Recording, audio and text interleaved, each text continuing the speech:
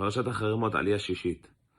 This Aliyah describes many different halachot of who one is allowed to marry or not allowed to marry. Primarily, who one is not allowed to marry.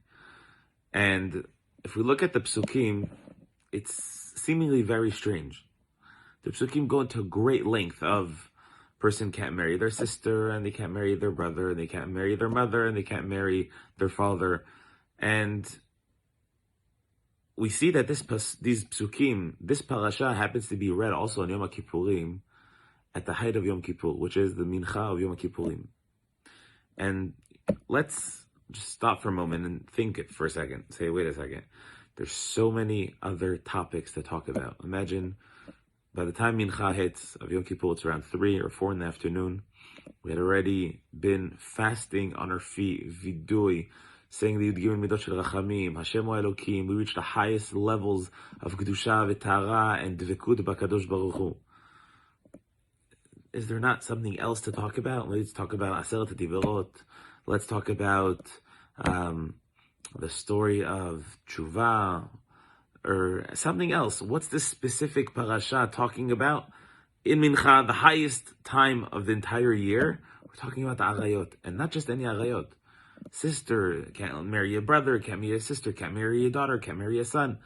Why does the Torah, why did Chazal, why did the Torah institute us reading these psukim specifically on Yom Kippur at such a holy time? I once heard from Rav Eliyahu Mansour, Ibad al Chayim Tovim Arukim, he said a very fascinating thing. He said many times a person, he's going through Yom Kippur, he already finished all of Chodesh Elul, the whole month of Slichot he missed, and Rosh Hashanah he snoozed, he didn't focus on the Tkiyot and the Shofar and Uri Sheni Mishnatchem, Aseret Yemei Tshuva, he didn't wake up for the Tefillot, or Yom Kippurim, same thing, he slept through Kol Nidre, and he wasn't focused, and he was spaced out. And so he starts, coming to a point where he's like, Yom Kippur is finishing up in a few hours. And what do I have to say at HaKadosh Baruch Hu? I've done so many things. I didn't wake up for Shachrit the whole year, I didn't put on the Tefillin, I didn't keep Shabbat, I didn't do what I was supposed to do. What I've left, I only have a few hours left. How am I supposed to get out of this Yom Kippur with anything? And he says that's exactly the Yisod. Chachamim are telling us that when a person reads the Torah on Yom Kippur, he says, wait a second, I haven't done this, I haven't done this, I haven't engaged in any of these immoral acts. Saying, HaKadosh Baruch Hu, it could be I've done a lot of things, but these things I've never done. And that in itself is a zchut for a person on Yom Kippurim. Is that we think many times that the Torah brings down certain avirot that are just so far from our reality. No one ever thinks of these avirot. And therefore, okay, we don't get schal for them. Answer is no. If it's written in the Torah, do it or not to do it, whether it makes sense to you or it doesn't make sense to you, or whether it's something that's so far-fetched, you get schal for not doing it.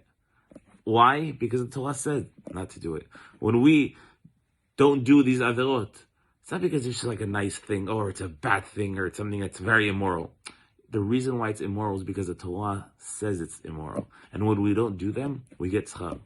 And that's something that's very mechazek a person. It gives a person a lot of reinforcement of, wow, it could be we're not the greatest. It could be we haven't done what we're supposed to. But HaKadosh Baruch Hu, even this, at least this, I did not do. These things we did not do as a nation. These things we did not do as a community. That in itself is a zchut on for a person on Yom Kippurim.